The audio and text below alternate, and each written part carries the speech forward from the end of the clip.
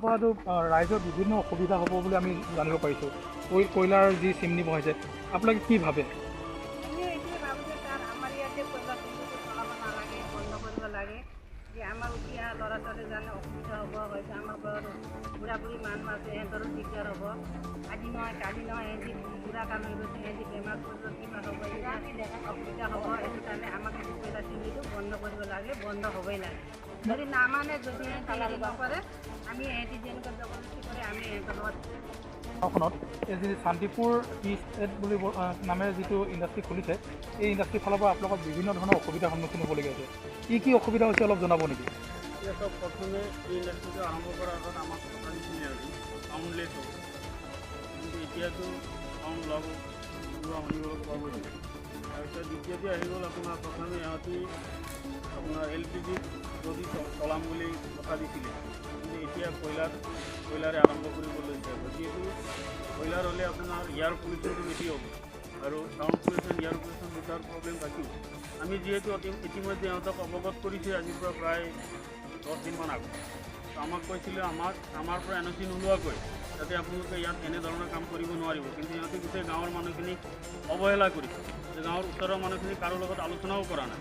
At least এবাৰ আলোচনাটো কৰি ল'ব লাগিছিলে, আমাৰ সুবিধা অসুবিধাৰ কথাখিনি জানি ল'ব লাগিছিলে, কিন্তু সিহঁতি জানিবলৈ বিচৰা নাই। গতিকে যদি এনেকুৱা যদি হয়, সিহঁতি যদি আমাক যদি অৱহেলা কৰে, আমিও সিহঁতক অৱহেলা কৰিবলৈ বাধ্য হ'ম। যিহেতু এতিয়া আমি গাঁৱৰ অলপ সংখ্যক মানুহে আহিছোঁ, কিন্তু ওচৰ পাজৰৰ গোটেই মানুহখিনি যেতিয়া উঠি আহিব, তেতিয়া কিন্তু সিহঁতি ইয়াত কণ্ট্ৰল কৰিব নোৱাৰা হ'ব। গতিকে মোৰ ফালৰ পৰা মই আপোনাৰ যদি এইটোৱে ক'বলৈ বিচাৰোঁ যে সিহঁতে যাতে কয়লাৰে ইয়াত চলোৱাৰ ব্যৱস্থাটো বন্ধ কৰক, আগত যি ধৰণে আমাক কথা দিছিলে সেই ধৰণে চলোৱাৰ কাৰণে ব্যৱস্থা কৰক। আপোনালোকে এই ক্ষেত্ৰত আপোনালোকে বিভিন্ন বিভাগত আপোনালোকে কমপ্লেইনো দিছে। কোন বিভাগত দিছে আৰু এই বিভাগসকলে কিবা কৰ্ম কৰিছেনে? এতিয়ালৈকে আমি অলৰেডি আমাৰ ওচৰত লোকেল থানাত দিলোঁ, চিভিল SDOত বোকাজান চিভিল SDOত দিলোঁ, এয়াৰ পলিউশ্যন কণ্ট্ৰল বৰ্ড গোলাঘাটত দিলোঁ, কিন্তু এতিয়ালৈকে তাৰ পৰা আমাক কোনো ইনফৰ্মেশ্যন জনোৱা নাই। যদি ইয়াত যদি আহিছে অকলে তেতিয়া আমি ক'ব নোৱাৰোঁ, কিন্তু আমাৰ লগত কোনো ইনফৰ্মেশ্যন এতিয়ালৈকে নাই ডিপাৰ্টমেণ্টৰ পৰা। এতিয়া গাঁওবাসীৰ ৰাইজে কি বিচাৰে? গাঁওবাসী ৰাইজে কয়লাৰে চলাব নোৱাৰে, সেইটোৱে চবেই দাবী কৰি আছে। আৰু যদি সিহঁতি জবৰদস্তিকৈ চলাবলৈ বিচাৰে, তেতিয়া গাঁওখিনি গোটেই মানুহ উঠি আহিবলৈ বাধ্য হ'ব এইটো বন্ধ কৰাবলৈ। गाँव यहाँ पे जितना भी आदमी है, बहुत सारा कंप्लेंट देके रखा है आप लोग का ऊपर। बहुत सारा नहीं, खाली चलते ही साउंड का भी आप लोग ने पहले बोला था कि साउंड का वो नहीं आएगा बोल के।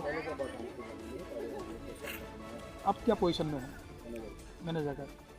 आप लोग जब ये इंडस्ट्री खड़ा किया था तो NOC लिया था गाँव से, गामबुरा से?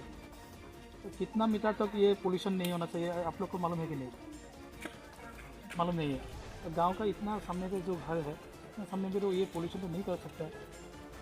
आप क्या बोलेगा ये सर? बात करेंगे मालिक से बात हुआ है? अभी गाँव वासी से क्या बात हुआ? ये बात हुआ जो बात करेंगे। हाँ। और